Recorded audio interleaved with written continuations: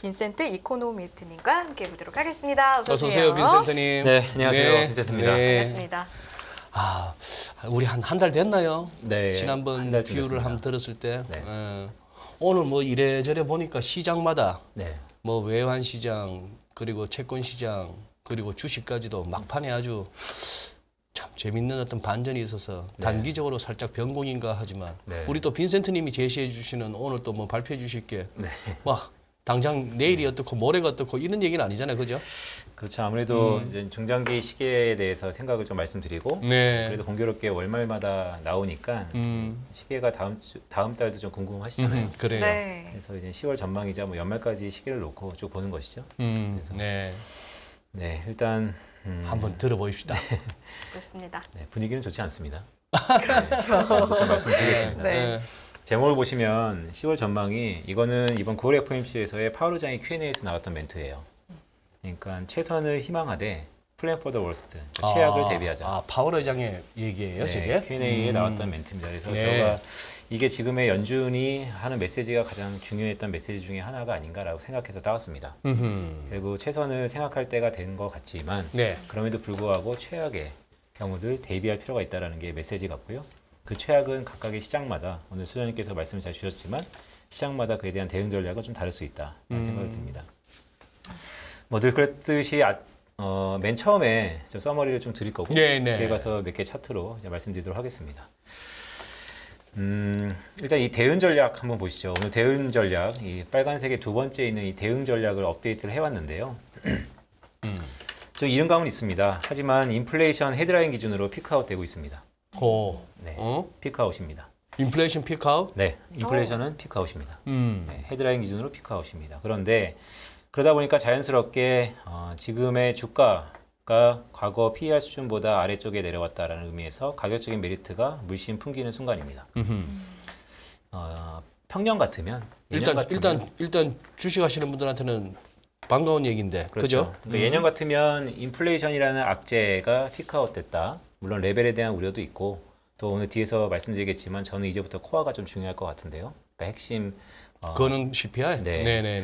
근데 어쨌든 헤드라인 CPI, PC 전부 다 인플레이션 피크아웃 가능성이 높아졌다. 어허. 그러면 어쨌든 악재 중에 하나는 드러낼 수 있다라는 거.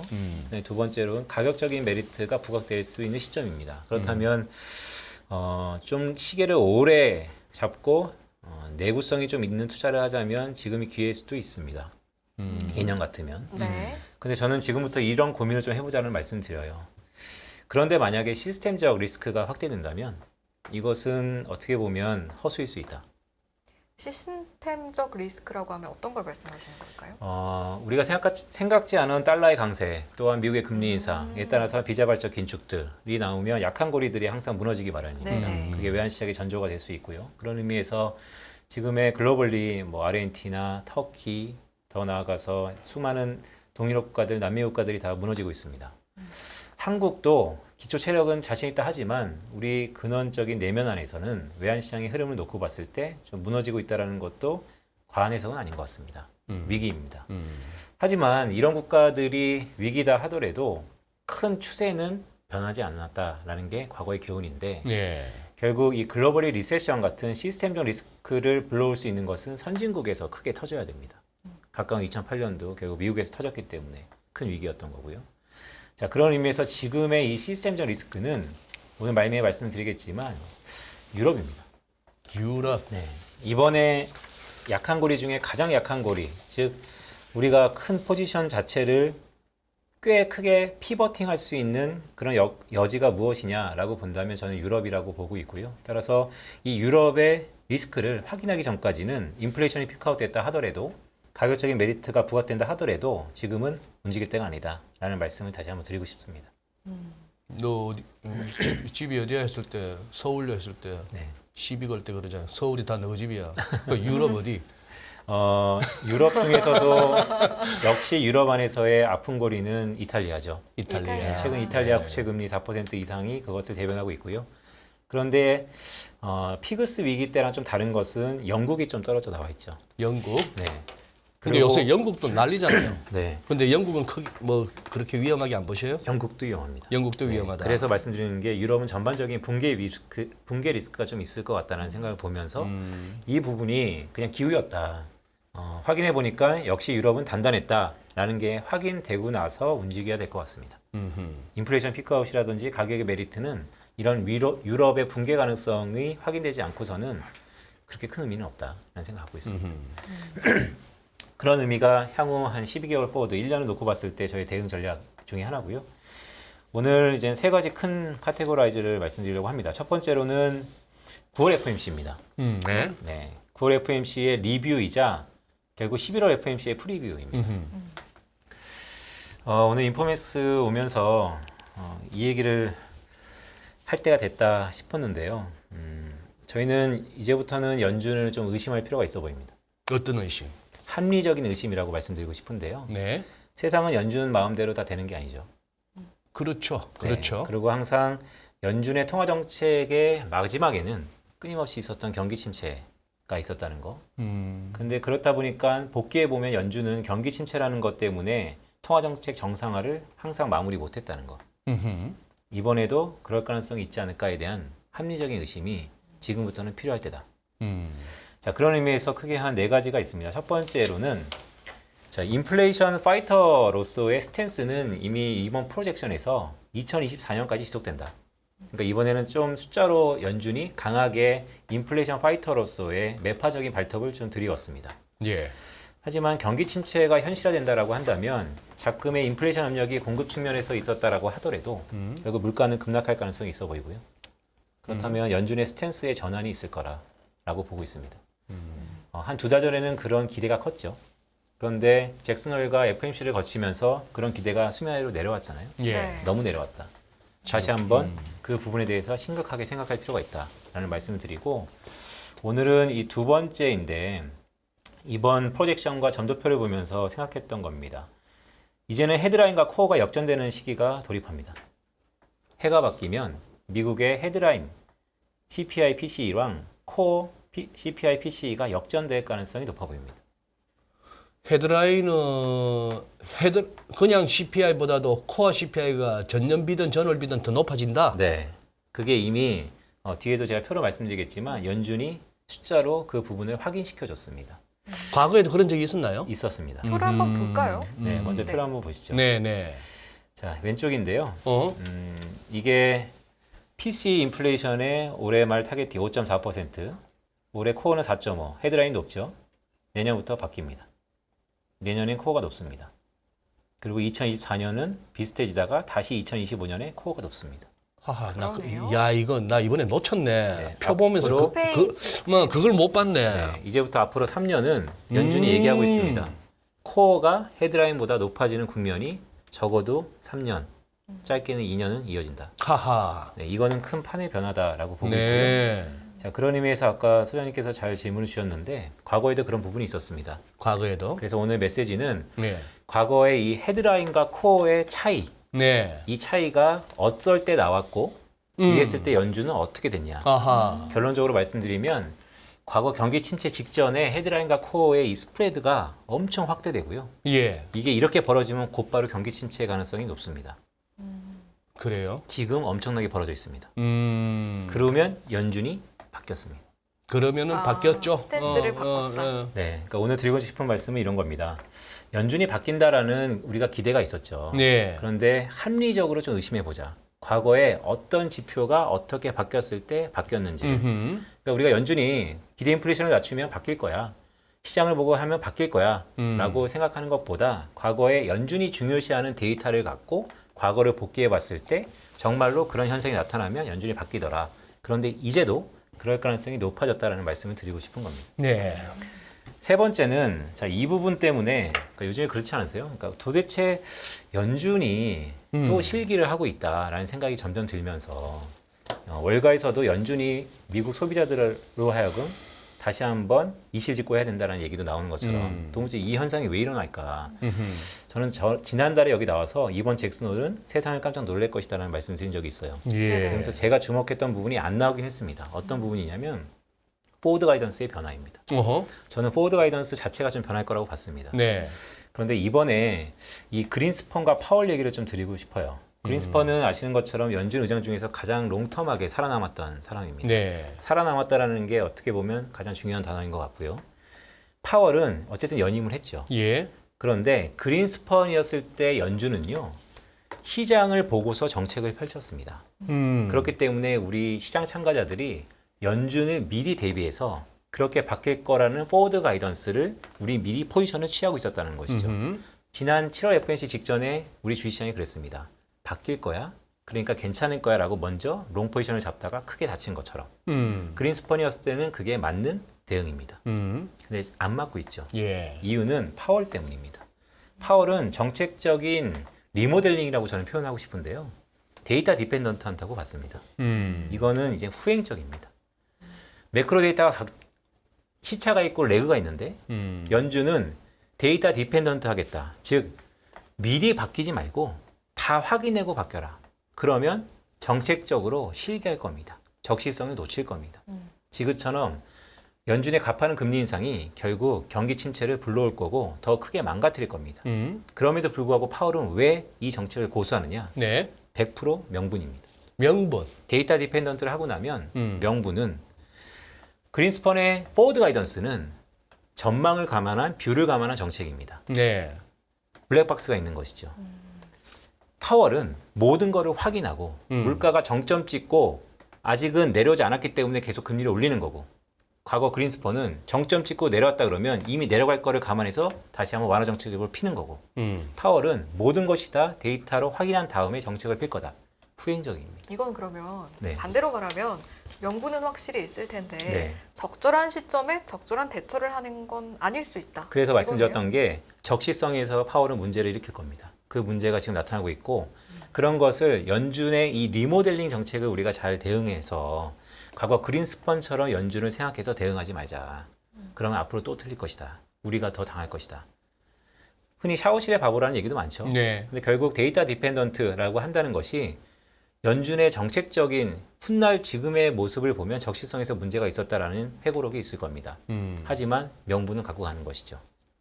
그 부분이 지금의 연준 내부의 큰 변화다라는 것을 다시 한번 좀 확인시켜 드리고 싶고요. 네. 그 대목에서 그러네요. 말씀 듣다 보니까 옛날 그린스펀 시절을 생각해 보면은 제일 많이 시황에 등장했던 게 연준과 관련한 기사에서 늘 프리엠프티브 선제적 맞습니다. 그랬어요. 맞습니다. 금리를 올려도 경기 과열을 의식해서 선제적으로 올리고 금리를 내릴 때도 이러다가 경기가 침체가 올까 봐 자기들이 알아서 미리 선제적으로 금리 인하한다 했는데 그러고 보니 우리가 선제적이란 그 얘기 못 들은 지가 몇 년 된다 그죠? 그 표현을 거의- 자주 쓴 것 같지 않아요? 그쵸. 네. 거의 안 썼던 것 같아요. 맨날 디펜던트야. 데이터 디펜던트. 그게 가만 복귀해 보면 2년 전에 잭슨홀에서의 인플레이션의 프리데토리, 즉 일시적으로 봤던 그 부분, 네. 그 부분이 데이터 디펜던트화를 시키고 있다라고 보고 있고 문제는 연준이 바뀌었다는 게 중요하고요. 그것에 맞게 대응할 필요가 있다는 게 중요합니다. 네. 시장은 후행적으로 대응하는 게 좀 더 맞을 거다라는 말씀을 좀 드리고 있고요. 저희도 그렇게 대비할 필요가 있다는 것을 다시 한번 강조드리고 싶습니다. 네. 네 번째는 이제 기자회견 중에 이번 고래 FOMC의 기자회견 중에 S&P 500이 예년보다는 아니지만 그래도 역시 업앤다운이 좀 있었습니다. 그러면서 이제 페드 리슨의 연설을 보면 파월 의장이 계속해서 이 통화정책 발언을 제한적으로 줄이고 있습니다. 저는 이 부분이 다시 한번 연준의 이 블랙박스라는 불확실성을 키울 거라고 보고요. 네. 따라서 결국 모든 것을 확인하고 수를 두는 연준, 그 전에 통화정책의 발언도 제한적이는 연준. 앞으로 이런 부분들의 변화를 감안해서 우리가 연준을 봐야 되는데 말씀드렸던 것처럼 연준이 다 맞는 건 아니다. 네. 결국 정책적인 데이터 디펜던트가 연준의 또 다른 실기를 자아낼 수 있고 우리는 지금 시점에서 합리적으로 의심이 필요할 시기다. 라는 말씀을 드립니다. 주관적 의심이 아니라는 것을 좀 말씀드리고 싶은 겁니다. 이 관련돼서는 뒤에서 차트 다시 한번 복귀해 드릴 거고요. 네네. 자, 두 번째는 여전히 어딜 가더라도 항상 질문을 주시는 DXY 인덱스 달러. 네. 고냐 앤 스탑이냐. 네. 항상 뭐 이분법적인 얘기가 재밌죠. 왜냐하면 명확하니까. 네. 저는 리스크를 안고 말씀드리면 여전히 고입니다. 고. 네, 달러는 지금 강해질 go 겁니다. and stop. 네. go or stop이 아니고 go and stop. 네. 가다 서다 가다 쓰다가 이거 네. 가느냐 이제 다 왔느냐 그걸 자꾸 묻는다 사람들이. 맞습니다. 네. 그래서 저는 여전히 뭐 향후 1년 뒤를 본다 그러면 I don't know라고 얘기는 하지만 6개월의 시계를 놓고 봤을 때는 여전히 달러는 강할 것이다. 그렇게 얘기하는 여러 가지 이유는 달러가 지금의 강함을 잃어버리려면 예. 달러의 강세가 주춤하려면 크게 한 3가지 정도가 있어야 되는데요. 예. 이 3가지 정도도 다 가능성이 없다라고 말씀을 드리고 싶습니다. 그 세 가지가 뭐죠? 첫 번째는 주요국의 금리 인상 속도가 공교롭게도 연준이 가장 강해요. 빨라요. 예. 네. 네. 예. 그 연준보다 빠른 국가가 아직까지 없습니다. 비슷한 국가는 몇 있죠. 그렇기 때문에 미국보다 빨라질 가능성이 높아지는 국가가 어디 것이냐. 향후 6개월 안에는 없을 거라고 봅니다. 그래서 이런 부분들이 여전히 달러 강세를 이끄는 모멘텀이다라고 보고 있고요. 네. 두 번째는 이제 성장률인데요. 공교롭게 OECD가 또 어제죠. 엊그저께 또 다른 프로젝션을 발표했는데 전망치를 발표했는데 미국이 여전히 견고합니다. 성장 측면에서도 네. 성장률 측면에서도. 네. 곧바로 해가 바뀌면 유럽은 스태그플레이션이 이제 숫자를 지켜서 몇몇 국가들은 간간히 마이너스 성장 가능성이 높아 보입니다. 아니 뭐 여기저기 있던 공장 다 빼가지고 미국 들어오라 판이니. 맞습니다. 어. 거기다가 이제 중국의 제로 코로나의 여파에 대해서는 아직까지는 불확실성이 높은데요. 예. 시진핑의 연임을 차치하더라도 내년 3월달 양회에 가서야 이 부분이 바뀐다라는 게 대부분 컨센서스이고요. 예. 그것을 받아들이는 해외 IB들과 아니 주요 기관들도 중국의 성장률을 낮추고 있습니다. 따라서 도무지 달러가 약해질 개연성이 확률이 적어 보입니다. 그런데 네. 여기다 더 아이러니하게요. 미국이 만약에 경기 침체가 저는 경기 침체가 좀 빨리 올 거라고 보는 사람인데요. 지금 시장은 아마 내년 중반에서 후반에 올 거라고 보시는 것 같은데 저는 내년 상반기에 미국의 경기 침체가 현실화될 거다라고 보는 사람 중에 하나입니다. 좀 빨라질 거라고 보는데요. 미국의 경기 침체가 되면요. 달러는 역시 또 강할 것 같습니다. 그래서 이러나 저러나 앞으로 강할 것 같습니다. 그 6개월도. 일반적으로 경기 침체 예상하는 것보다 조금 더 빠르게 보시는 포인트는 어디서 비롯된 걸까요? 지금 우리가 느끼는 것처럼 연준이 생각보다 실기하고 있다라는 앞서 생각이 좀 말씀하신 있는 부분이요? 거고요. 네, 네네. 그래서 그런데 그 경기 침체의 폭이나 강도는 좀 얕을 것 같습니다. 그러면 지금 지금 미국에서 현실화돼 버린 2분기 연속 마이너스 성장 이것만 갖고 경기 침체 리세션이라고 얘기하지 말자 하는 것이 뭐 백악관이나 네. 저 제니 옐런 재무장관이나 이런 등등의 얘기인데 네. 그러면 우리 빈센트가 말하는 미국의 경기 침체는 네. 뭐 어떤 정도가 경기 침체예요? 그러니까 이제 GDP랑 GDI의 2분기 연속 전기비 연율로 역성장. 역성장. 이 어느 정도 가장 코어, 그러니까 핵심 조건이긴 하죠.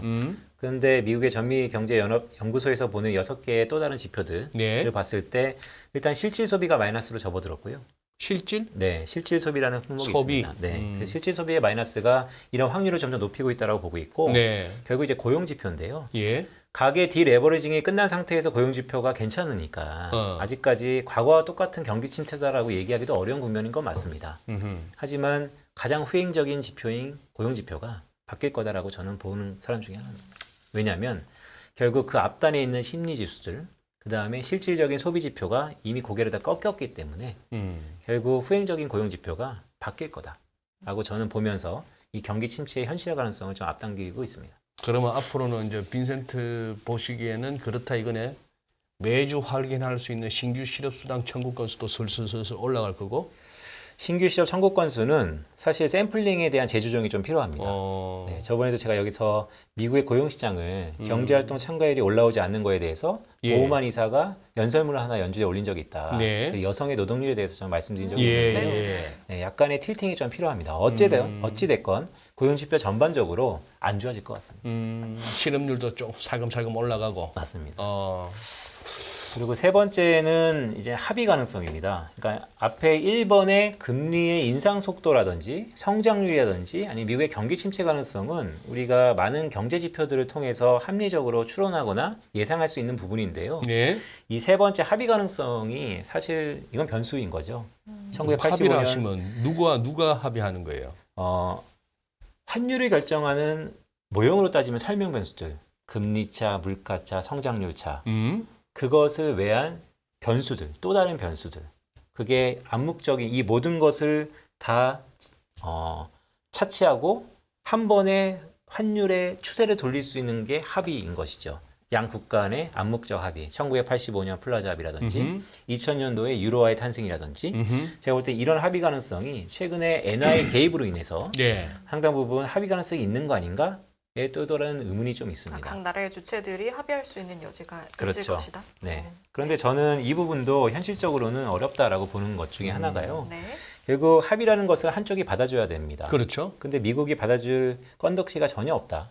이건 전혀 없다라고 일단 보고 있습니다. 왜 그렇게 보냐면 결국 85년과 2000년도의 미국과 지금의 미국의 가장 큰 다른 것은 패권 경쟁의 가장 중심에 있는 미국이 천명하고 있는 거, 인플레이션 리덕션 액트 같은 인플레이션 감축 법안을 표면에 내세우면서 계속해서 추구하는 것은 리쇼어링 정책의 고착화, 안착입니다. 예. 즉 글로벌 밸류체인의 재편인데요.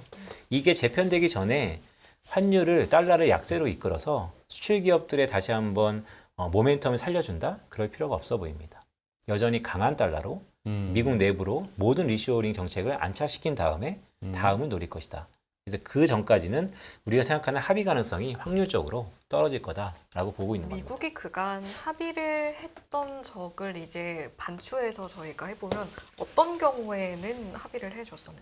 미국의 85년도 같은 경우는 미국의 약한 달러가 미국 경제에 상당히 필요했던 돌파구였던 거고요. 네. 그리고 대외적인 경제와 그때도 역시 일본과의 패권 경쟁이었고 2000도 초반에는 약간의 유로화의 모습은 합의라기보다는 유럽 자체적으로의 태생적인 압박이었는데 그 부분도 처음에 유로존이 성장하고 나서 유로화가 꽤 강했었어요, 사실.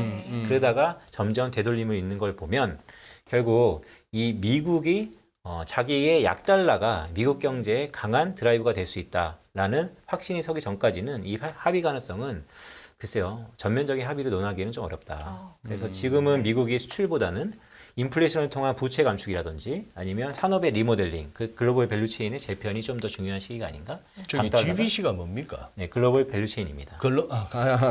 그거 오케이. 저도 궁금했어요. 글로벌 밸류 체인. 네. 물 한잔 하시고. 사실 네. 요거 한 페이지에 이런저런 거 얘기를 하다 보니까 약자도 많고 그래서 제가 좀 이렇게 처음에는 좀 산생히 말씀을 드리는 거고요. 네. 세 번째는 앞에 말씀드렸던 인플레이션도 피크아웃, 가격도 싸졌는데 왜 손이 안 나가야 되느냐? 왜 우리는 잠깐 한 템포 쉬어야 되는가? 그것은 선진국발 리스크, 즉 시스템적 리스크인데 저는 만약에 선진국의 리스크가 불거진다면 부채가 전 세계에서 가장 많은 일본이 아닌 유럽일 수 있다. 라는 말씀을 드리면서 이 엑시트의 물결, 유럽의 붕괴 우려가 이번에 한 두세 달 동안 글로벌 경제의 수면 위로 올라올 것이다. 라고 말씀드립니다. 이탈리아 총선 끝났죠. 예상대로 구정당이 선전했고요. 유럽 분열 문제가 난민 문제를 비롯해서 계속해서 시끌시끌할 겁니다. 그것들이 이탈리아 국채를 떠오르면서 뒤에도 말씀드리겠지만 유럽에서 그리스가 가장 부채가 많고요. 네. 이탈리아가 한 15년에서 20년 정도 될 겁니다. 20년 만에 부채가 GDP 대비 150%로 증가했습니다. 그러니까 이거는 금리의 상승에 대한 탄력도, 이자 부담이 꽤 큰 상황이고요. 네. 자, 영국이 감세 정책을 했어요. 근데 재밌는 건 미국도 사실 포퓰리즘 정책이 있습니다. 바이든의 학자금 탕감처럼. 그런데 영국은 감세 정책을 했는데 시장의 방향은 좀 달라요. 미국은 그래도 박수를 쳐주는 대신 영국은 오히려 패대기 치고 있습니다. 파운드화를 비롯해서. 네. 흔히 파이낸셜 타임즈는 영국의 감세 정책을 이렇게 평가하고 있습니다. Unfunded gamble. 즉, 판돈 없이 지금 그렇죠. 도박판에 앉은 게? 맞습니다. 네. 그러니까 결국에는 부채에 대한 문제가 예, 영국을 예. 자리 잡고 있다. 그래서 이런 부분들이 결국 패권국이냐 아니냐의 차이일 수도 있지만 네. 내수의 차이가 유럽은 좀 취약하다라고 보는 거고 네. 22에 문제가 많죠. 근데 22는 울며 겨자 먹기로 뭐 한국은행도 마찬가지의 문제이겠지만 미국을 따라갈 정도로 속도를 높일 겁니다. 자, 이러지도 저러지 못한 상황에서 네. 이제 확률적으로 선진국 경기 침체의 가능성, 그 중에서 만약에 유럽의 붕괴 가능성을 그 어느 때보다도 올해를 놓고 봤을 때 지금 시기가 가장 수면 위로 올라올 거다. 그래서 이런 부분들을 전부 봤을 때도 역시 결론적으로 보면 달러는 좀 강해질 거다라는 것으로 귀결될 수 있다라는 말씀드립니다. 알겠습니다. 이제 전반적인 내용을 말씀해 주셨으니까 또 거기에 맞게 또 그래프랑 자료 촘촘하게 좀 준비를 해 오셨더라고요. 하나씩 세부적으로 살펴볼까요? 네. 일단 왼쪽 차트는요. 파란색은 미국의 PCE 물가죠. 소비 중심의 물가입니다. 지금 약간 피크아웃 쳤죠. 이번 주 금요일 날 나오는 것도 헤드라인은 좀 내려갈 겁니다. 그런데 이 CRB 원자재 지수 이게 가만 보시면 제가 이제 전망치를 넣는 겁니다. 전망치? 아, 이게 파란색보다 더 멀리 나가 있네요. 네. 아, 그래서 오른쪽 끝부분은 전망치다 이 네, 말씀이죠? 전망치입니다. 어떻게 전망치냐면 지금의 레벨이 그냥 1년 동안 이어진다라고 쭉 그어놨습니다. 지금 레벨이 1년 네. 동안 이어진다면 유가로 따지면 배럴당 70배 후반이 음. 그냥 쭉 이어진다고 봤을 때 이렇게 원자재 가격 지수는 꺾입니다. 이 퍼센트가 전년비구나. 네, YOY. 맞습니다. 네네네. 기저를 감안한 것이죠. 네. 자, 그렇다면 이 과거의 상관관계를 쭉 시계로 놓고 봤을 때 한 16년, 15년의 차트인데요. 자, 우리는 모든 투자는 확신이 아니고 확률에 베팅하는 것이죠. 네. 그러면 이미 피크아웃 됐다라고 보고 아, 있습니다. 자, 인플레이션 피크아웃이 왜 중요하냐면 오른쪽 차트 때문입니다. 연준은 과거 기준금리를 계속해서 인상 사이클에서 이 기준금리의 정점은 여러 가지 조건이 있었는데요. 그 조건 중에 하나가 물가 정점보다 높았다는 겁니다. 1974년 7월에 연방기금 금리가 계속해서 인상하다가 PCE 물가보다 높아졌을 때 그때가 정점이었고요. 80년대도 마찬가지 계속 오르다가 PCE 물가보다 높아졌을 때가 정점이고요. 82년, 84년, 95년, 2001, 2007년 매한가지 다 똑같습니다. 2019년도 마찬가지고요. 지금은 연방기금 금리가 3.25%입니다. 네. 그런데 PCE 물가가 6.3%로 오히려 거꾸로죠. 그럼 아직 멀었다는 얘기인데. 맞습니다. 금리 올리는 거. 맞습니다. 그래서 우리가 인플레이션 피크아웃이 왜 중요하냐면 이제 기금금리는 우리가 내년도까지 4% 중후반까지 올린다라고 이미 천명한 상태고 예. 이제 PCE 물가가 언제 4% 중후반으로 내려오는 그 시기가 언제냐 그게 가장 중요한 것 같습니다. 그 시기가 아마 인플레이션 피크아웃 시기일 거기 때문입니다. 근데 여기서 잠깐만요. 빈센트 저기 방금 그 표에서 말이에요. 네. 딴 건 모르겠는데 뭐 74년이나 80년 같은 경우는 모르겠는데 지금 81년, 84, 95 가운데 세 개 정도 칸이 네. 아니 PC 인플레이션이 뭐 3.3, 1.9, 2.7인데 뭔 놈이 이렇게 연방기 금리가 저 때는 왜 저렇게 높았어요? 인플레 대비? 요거 보시죠. 네. 요걸 좀 보시면 되는데요. 네. 이게 그러니까 이거 좀 뒤에 보여드리려고 했는데 먼저 질문이 주셨으니까 예. 일단은 이 오른쪽 차트가 경기 침체 국면이고요.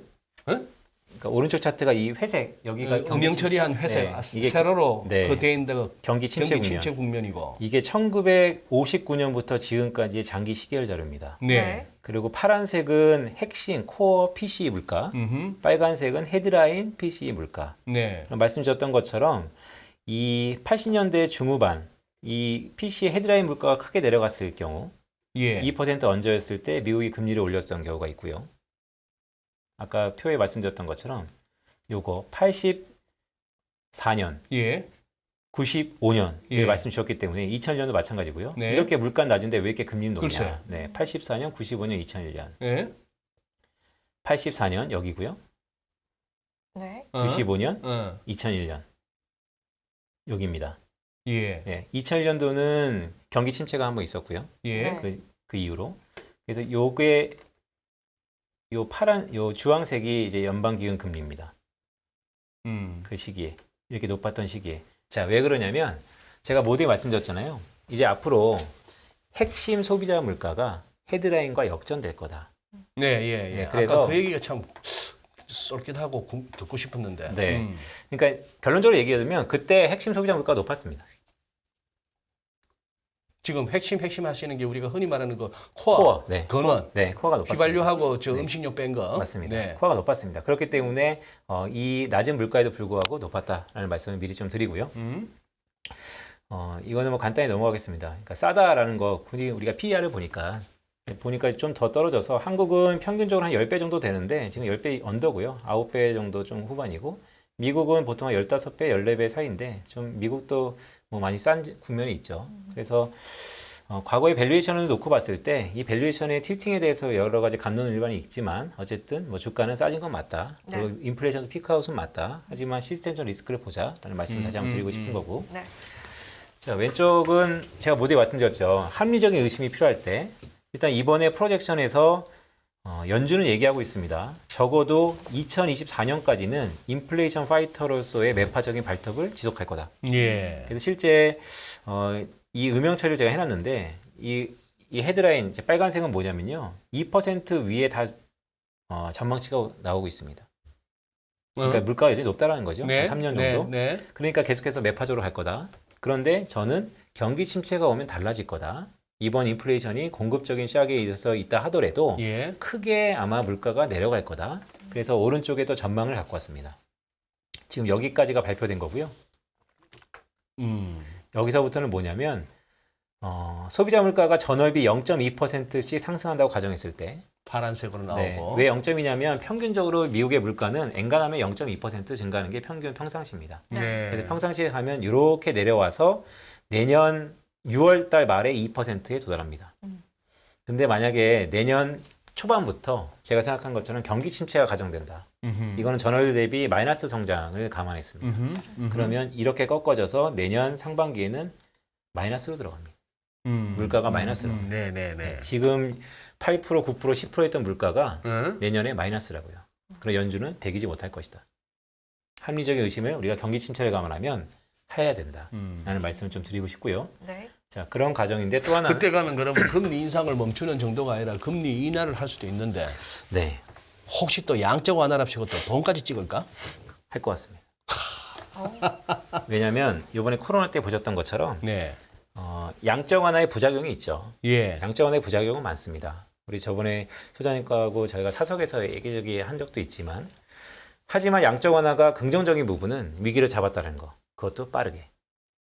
그래서 이번에도 아마 무브를 안 가리고 다 쓸 가능성이 높다. 그런 의심을 우리가 해야 된다라는 말씀을 드리는 거고요. 이 페이지는 말씀드렸던 것처럼 헤드라인과 코어의 역전 국면에 이제 진입할 거다라는 거. 이미 왼쪽 차트는 연준이 그렇게 메시지를 던졌다라는 거. 이건 제가 얘기한 게 아니고 연준이 프로젝션 한 겁니다. 앞으로 코어가 매우 중요할 거다. 근데 가만 보시면 연준이 이 피버팅을 잘 우리가 캐치해야 되는데요. 한 지지난번 FOMC까지만 해도 헤드라인이 중요하다. 왜냐하면 기대 인플레이션은 헤드라인에 영향을 미친다. 그래서 헤드라인은 또 유가에 영향을 미친다. 그러다가 싹 들어갔습니다. 그 얘기가. 이제 유가가 계속 뭐 한 몇 개월째 계속 떨어졌으니까. 그렇죠. 그러면서 지금 들고 온 카드가 자 헤드라인이 이제는 숫자로 보여주는 거죠. 멘트는 안 했지만 코어가 헤드라인보다 높아질 거다. 그렇기 때문에 우리는 일단 매파로 간다. 그렇게 얘기를 하고 있는 것이죠. 그래서 우리도 그래 이 내구성이 있는 코어는 주택가격도 그렇고 임금도 그렇고 수요가 오를 테니까 연준이 꽤 매파적으로 오래 갈 거야. 그런데 그 말을 믿어야 되느냐. 과거에도 그런 데 있었다. 그래서 제가 과거 얘기를 드리는 거죠. 보시면 이게 과거 똑같습니다. 지금처럼 연준이 코어, 즉 핵심 CPI의 지속적인 물가 상승을 우려해서 계속해서 매파적인 스탠스를 던지고 있죠.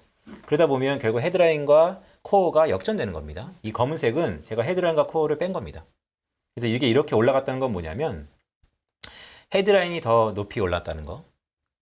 이게 이렇게 내려간 거는 코어가 더 높이 0에서 플러스인 부분은 네. 헤드가 높았던 거고 그렇죠. 마이너스는 네. 코어가 높았던 그렇죠. 지금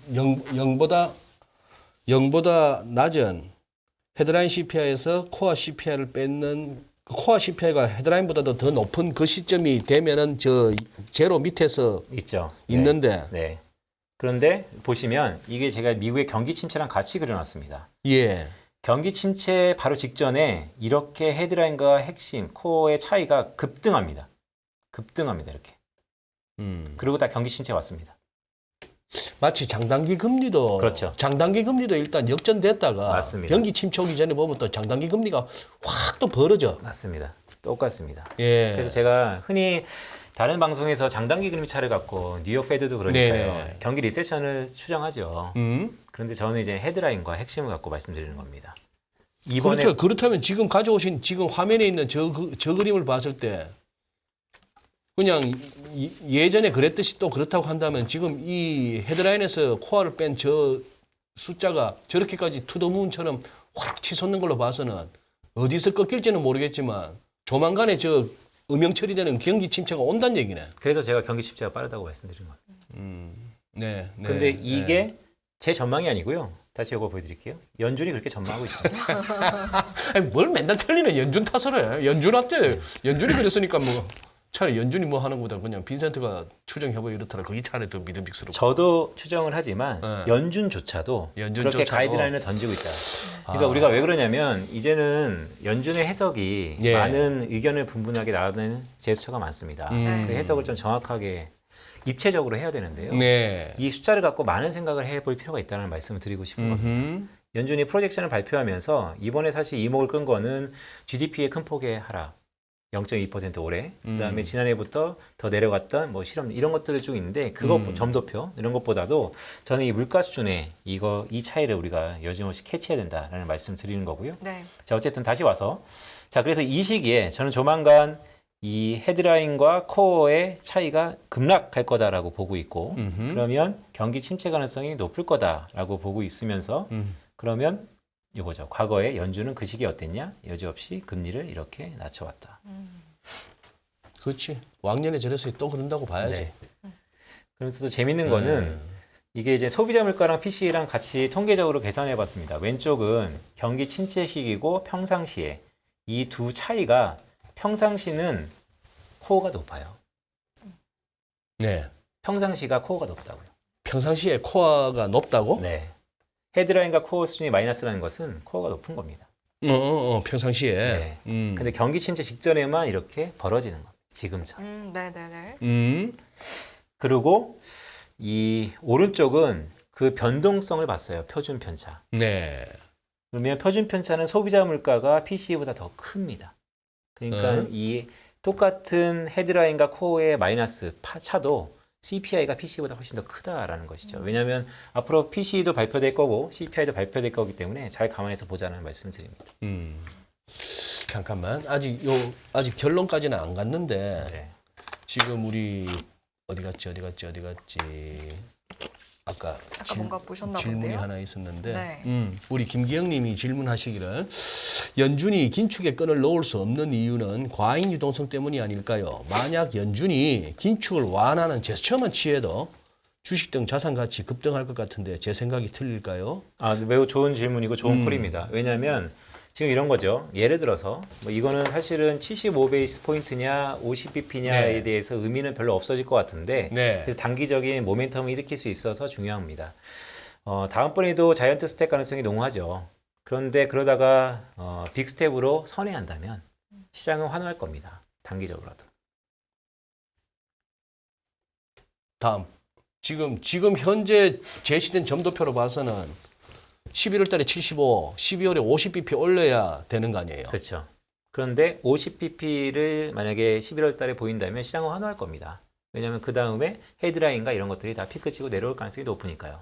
그러지만 시장은 시장대로 그렇게 증시는 증시대로 환호하고, 오케이.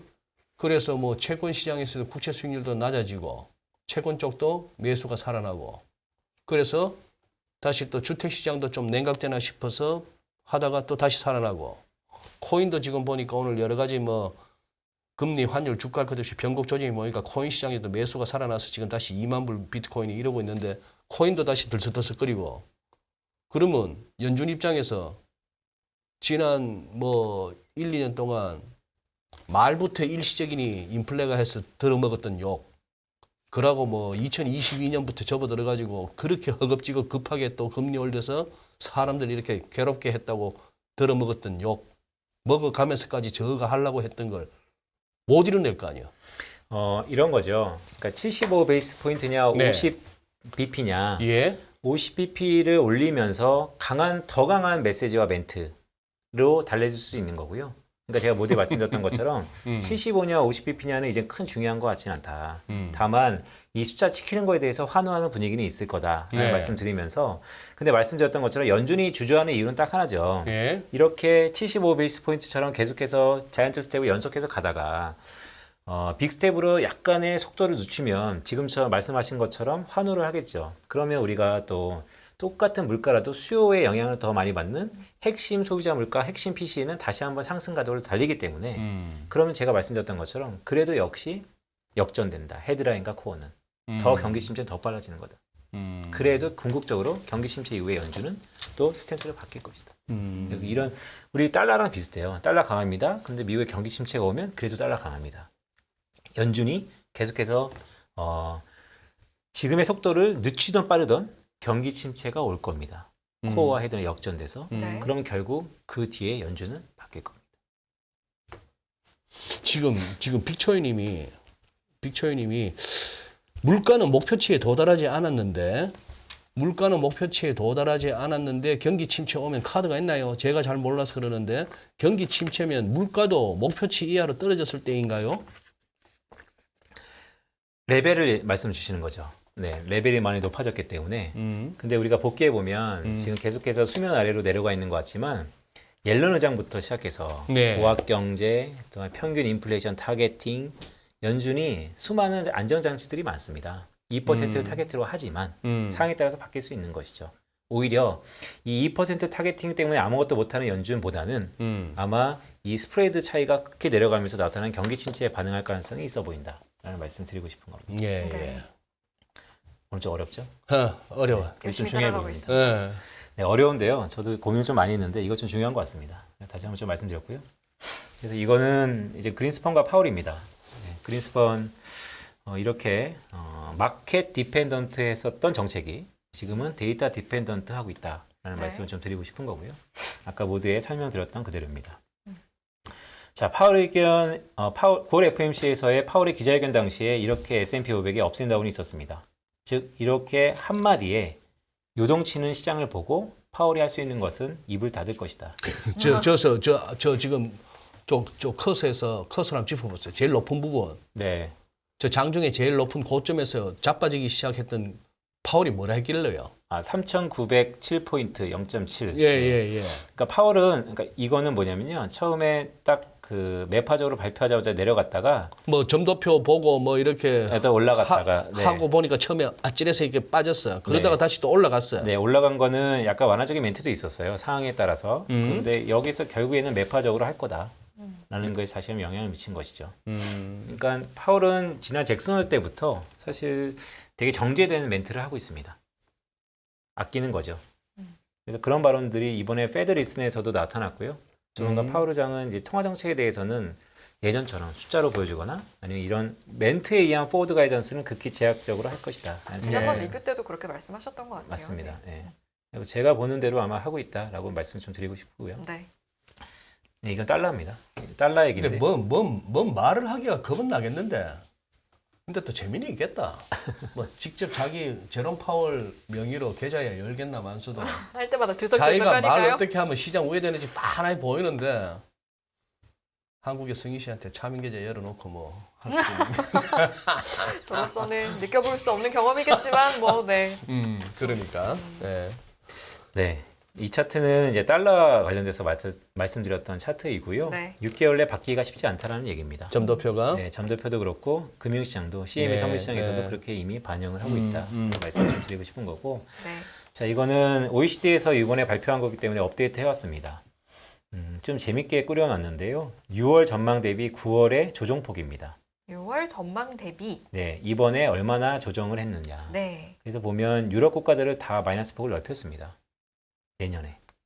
주황색 보시면. 그러네요. 네. 네, 그러니까 이거는 성장률의 차이가 유럽이 더 환율 측면에서도 약세압력이 높아질 거다. 네. 이미 기관들이 숫자적으로 그렇게 찍고 있다. 독일이 압도적으로 상황이 안 좋아 보이네요. 네, 독일은 유럽 그러면 사실 독일 경제를 빼놓고는 얘기할 수는 없죠. 그렇죠. 그런데 이번에 여지없이 나타나지 않았습니까? 그동안 독일이 어떻게 보면 이 국방비의 의존도를 다른 쪽으로 회유하면서 에너지의 자립도도 또 다른 쪽으로 뒤로 미루면서 이뤘던 경제 대국의 거품이 아니었을까라는 생각도 이번에 많이 나타나는 것 같고요. 네. 그리고 에너지에 취약한 독일에 여지없이 나타나고 있다라고 볼 수 있습니다. 자, 그렇기 때문에 이제 미국 경기 침체는 여전히 안전 선호다라는 거 말씀까지 드리고 싶고요. 이 미국의 물가 헤드라인과 코어의 차이와 장단기 스프레드 차이가 비슷합니다. 결국 경기 침체의 현재적인 신호로서 우리가 주목해야 된다. 그래서 결국 미국은 장단기 금리 차이 역전의 폭을 보더라도 아니면 제가 오늘 처음 갖고 왔던 헤드라인과 코어의 그 차이를 보더라도 경기 침체는 저는 다른 사람들이 생각하는 것보다 좀 빨리 올 거다라고 생각하는 사람 중에 하나라는 네. 말씀입니다. 지금 저 차트에서 방금 저 차트에서 그럼 우리 빈센트 보시기에 네. 언제 저렇게 음영 처리가 되는 공식적인 경기 침체가 올지는 지금은 올긴 올 것 같은데 언젠가의 문제인데 그 전에 아까도 뭐 잠시 언급했지만 꼭 그 전에 역전돼 있던 장단기 금리가 저렇게 다시 위로 치솟으면서 장기가 확 금리가 올라갈 거 아니에요. 네. 예를 들면 지금 미국채 10년물이 그러면은 네. 미국이 10년물이 지금 2년물보다 낮아서 장단기 금리 역전인데 네. 어떻게 되면은 그렇게 단기는 가만히 있는데 장기가 올라가요? 아니면 단기가 낮아지고? 어떤 상황이죠? 그게 사람들이 왜 그런 어떤 채권 시장의 흐름이 나오는 거죠? 물가죠. 물가? 네. 그러니까 장기 금리와 단기 금리는 텀 프리미엄이 작용하지 않습니까? 네. 근데 저는 이제 기대 인플레이션과 물가들이 장기물에 좀 더 크게 작용을 할 거다. 장기에. 네. 그러면 기대 인플레이션이 높아진다? 높아지는 것보다 단기가 더 빨리 내려가는 게 좀 있을 수 있겠고 하나 단기가 케이스가. 더 빨리 내려간다? 네. 그러니까 지금 2년물 같은 경우가 4%좀 과한 것이 있죠. 이미 2년 뒤에 벌어질 것들을 다 반영하고 있으니까요. 네. 자, 여기서 6개월만 지금 수준에서 고수한다면 스물스물 채권 시장이 늘 그랬던 것처럼 이미 꼭지 봤다라는 뷰가 많이 들어가지 않았겠습니까? 단기물에는. 그래서 어느 쪽이 둘 다 변수이기 때문에 하나가 딱 세트에서 페이브스되고 하나가 바뀐다라고 얘기하기 좀 힘들지만 전반적으로 탄력성을 보면 장기가 좀 더 올라갈 가능성을 좀 보는 거죠. 장기가 조금 더 올라갈 가능성. 네, 이미 단기는 꽤 많이 올랐기 때문에 많은 것을 반영하고 있기 때문에. 그럼 최근 들어서 국채 수익률 네, 뭐 단기를 적용해야 될지 장기를 적용해야 될지 잘 모르겠습니다만 국채 수익률하고 미국의 주가 지수하고는 지금 역의 상관관계거든요. 네, 지난 6월에서 8월 사이에는 네, 수익률 떨어질 때 네네. 지수가 막 좋았다고. 네, 네, 심지어 뭐 바닥 쳤네 이런 소리는 막 나올 정도로. 네, 네. 근데 이번에 이제 다시 이제 꺾인 거는 뭐 잭슨홀도 있었고 CPI도 있었고 FOMC도 있었지만 네. 어쨌거나 겹쳐놓으면 어쨌거나 국채 수익률들이 단기물이든 장기물이든 국채 수익률이 다시 전고점 열고 막 올라가니까 주식이 이렇게 막 꼬르박는 거라. 할인율로 인해서. 그 말씀은 그러면 아까 저기서 이제 장기가 다시 이렇게 슬슬 장기 국채 수익률이 슬금슬금 이렇게 올라가거나 아니면은 단기가 수익률이 빨리 떨어지거나 해서 네. 장단기 금리가 다시 플러스 제로 위로 올라오는 그 그림이 예상되는데 네. 장단기 금리 역전이 해소되는 그 그림이 예상되는데 그 얘기는 그러면 주식에는 시사하는 바는 없는 거예요? 장단기 금리가 다시 한번 플러스권에 오래 있을 것 같지는 않습니다. 오래 있을 것지는 않다? 네, 왜냐면 그 전에 경기 침체가 오겠죠. 지금 소장님 말씀 주셨던 것처럼 그거는 경기 침체가 있고 난 다음의 흐름이고 네. 그러면 이제 소장님이 말씀 주셨던 거와 저의 약간의 시차는 이런 질문이 있을 수 있어요. 그게 왜 이렇게 짧냐? 그래서 제가 말씀드린 거 저는 짧을 것 같다. 짧을 것 같다. 네, 얕은 경기 침체. 그래서 말씀드립니다. 알겠습니다. 야 이거 오늘 머리 지난다. 머리에 쥐가 나기 때문에 그만할까요? 뭐 아니 더 해야죠. 아니 네네. 어쨌거나 오늘은 머리에 쥐도 나고 약간 분위기가 뉴욕장도 오늘 반등 나오고 하면서 내일 뭐 나쁘지 않을 것 같고 환율도 좀 밀릴 것 같고 잘하면 환율이 갭다운 지수도 갭업이 가능해 보이는 그런 상황이고 하니까 일단 한 조금만 더 한 10분만 더 이렇게 공부 바짝 하고 2부에서 톰 제리하고 까불고 놉시다. 좋아요. 두 시간을 이 분위기로 못 가. 머리 쥐나. 일단은 집중해서 일단 일부 집중해서 마무리하고. 네네. 네. 이거는 저희 또 이렇게 그렇지. 풀어보는 걸로 하겠습니다. 환율 얘기를 좀 해볼까요?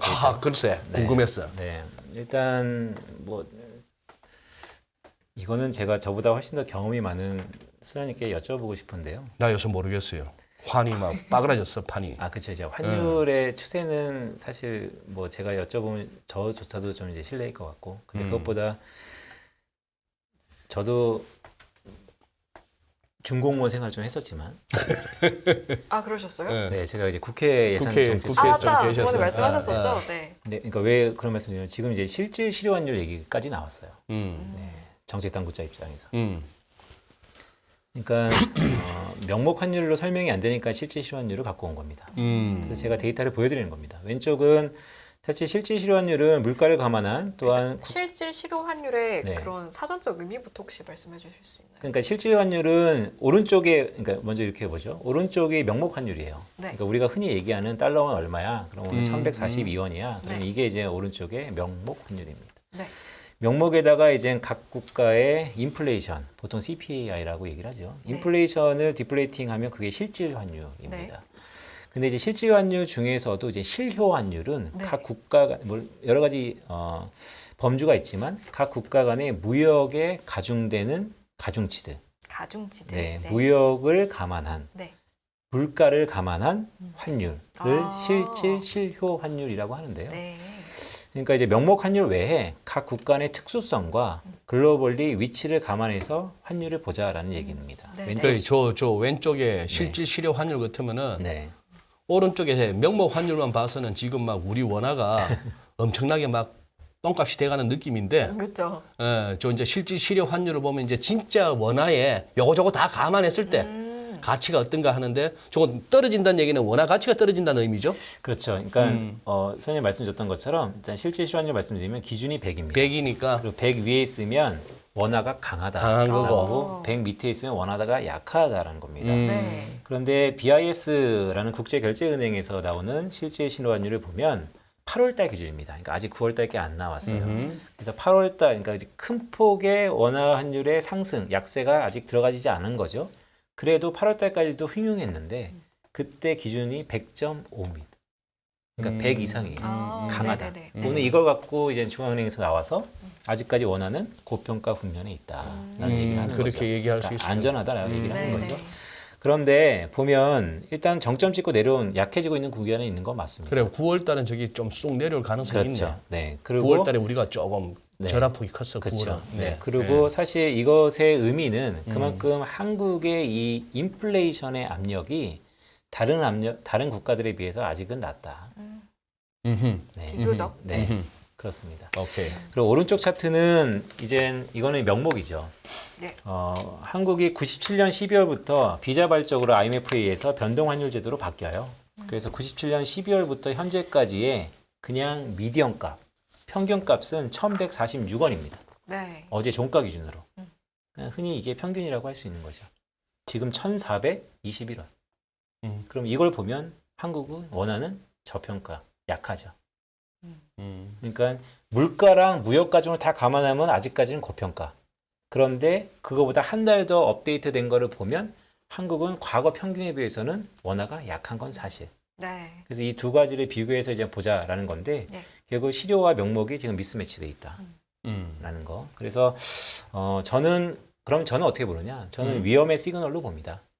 네, 이거는 국가 당국이 얘기했던 것처럼 실질 실환율을 보고 아직은 괜찮다라고 치부하기는 좀 어려울 것 같고요. 네, 네. 지금은 이제 좀 뚜껑이 위가 열렸다라고 해서 결국 확률적으로 보면 1,500선을 열어두면서 대비해야 되지 않는가라고 보고 있습니다.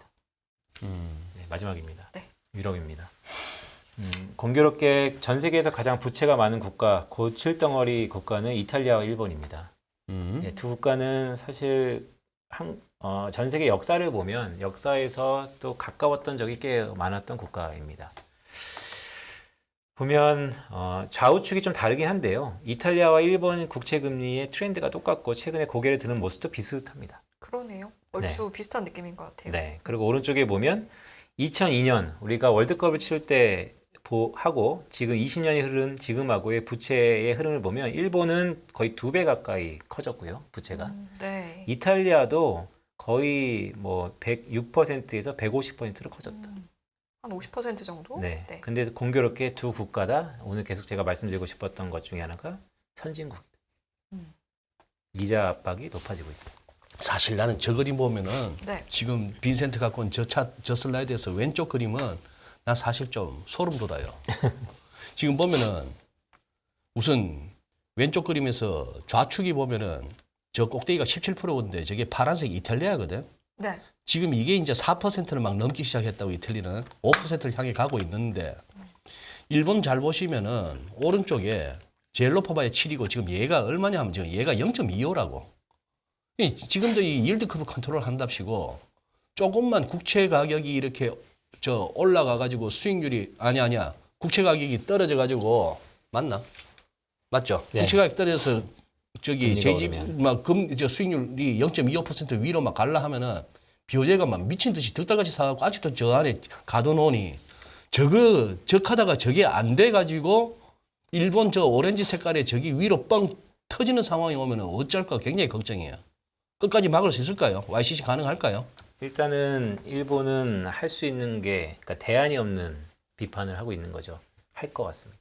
계속 그렇게 틀어막을 것이다. 맞습니다. 무제한 찍어내면서 이미 무제한으로 하고 있습니다. 이미 무제한을 하고 있고 그런데 재밌는 것은 무제한으로 하고 있는데도 금리가 뛰고 있습니다. 그런데도 금리가 뛰고 있다. 그게 중요한 것이죠. 살살 건드리네. 시장이 이제 한번 너 진짜 언제까지 얼마까지 끝까지 할 수 있는 거야 하고 자꾸 이제 건드리는 거네 시장이. 맞습니다. 네. 오늘 뭐 준비한 것 중에 대부분은 말씀드렸습니다. 말씀드렸어요. 자 이제 머리 쥐날 정도로 우리 진짜 우리 이 정도면 나나 승희 씨나 우리 지금 3,400명 되는 우리 시청자분들이 네. 대단한 거예요 이거 빈센트를 얼마나 신뢰하면은 지금 축구하는 날 축구하는 날 축구하나요? 오늘 카메룬하고 축구하는 날 아닌가? 제가 몰랐습니다. 평가전. 그랬던 것 같아요. 맞아 네네네. 맞아. 제가 빨리 이 와중에 맞아. 지금 이렇게 네. 하셨는데 평가전 하는 날인데 1시간 동안 머리에 쥐가 났어. 아, 네. 그 이제 쉽게 물어볼게. 네. 쉽게 물어볼게. 네. 대충 주식 이 정도면 좀 단기 반등은 가능하지 않아요? 단기 반등이 의미가 없습니다. 왜 그래 또? 제가 오늘 그 말씀을 여쭤볼 것 같아서 이 빨간색입니다. 대응 전략은 단기 반등이 있을 자리에 왔다라고 봅니다. 인플레이션 피크아웃과 최근에 세웠던 우려감과 가격 메리트의 부각. 하지만 이 시스템적 리스크 그리고 연준이 투박하지만 힌트를 주고 있는 코어 물가와 헤드라인 물가의 역전이 적어도 2, 3년 동안 나타나는 그 형국이 앞에 있는데 불과 3, 4개월, 1분기만 뒤면 그런 시기가 오는데 지금의 확신을 갖고 베팅하기에는 확률적으로 해야 될 시기가 아닌가 라는 말씀드립니다. 확률적으로. 그러면은 환율 아직 달러 강세 아직 안 멈췄다고 보시는 거 아니야? 달러 강세의 추세는 6개월 동안 어려울 거라고 보고요. 바뀌기에는 달러 원을 기준으로 말씀드리면 물론 이제 당국의 개입이라든지 여러 가지 변수가 있죠. 근데 여전히 신고가를 경신하고 있잖아요. 네, 계속해서 신고가는 뉴스 헤드라인에 올릴 가능성이 높습니다. 그냥 잠시라도 한 1395원이나 뭐 1380원이라도 잠시라도 좀 보여줄 생각 없으셔? 잠시라도.